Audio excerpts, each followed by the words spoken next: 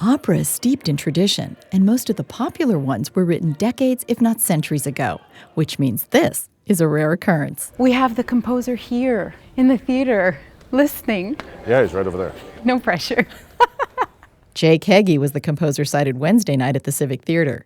He composed Moby Dick, which San Diego Opera staged back in 2012, as well as Great Scott, the production having its West Coast premiere this weekend.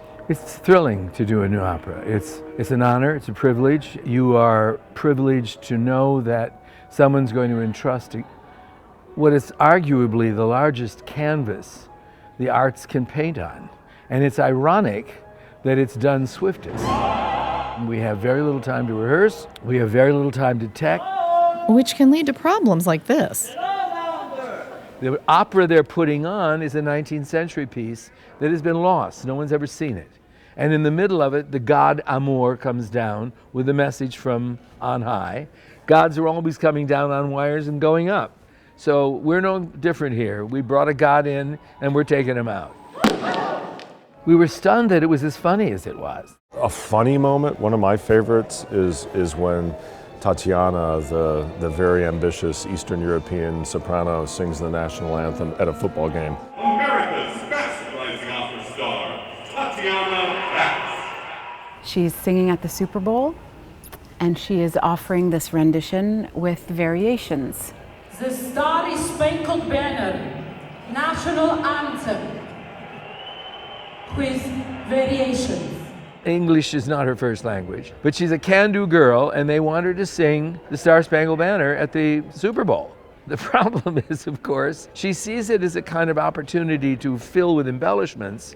So the version she comes up with creates more than fireworks, let me put it that way.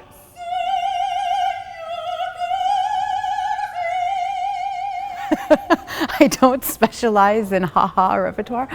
So the comedy in this is really great. And vocally, it is challenging because it's written in a way that because she wants to show how good she is at singing, it's all there in the writing. There's high piani, high notes, staccati, runs, a lot of coloratura, and it's just she wants to show off, and it's all written in the music.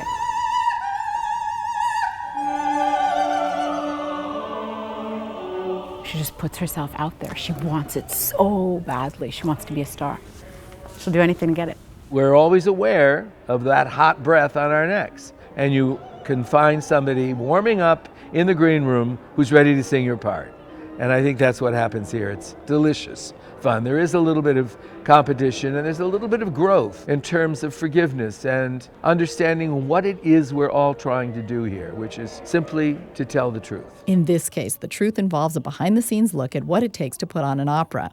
And maybe that'll make opera more accessible to a wider audience, says soprano Joyce El-Curre. We as opera singers are always kind of thinking of ways in which we can bring in the general public and get everybody to get to know opera and fall in love with opera and realize that it isn't an intimidating art form. You just have to go.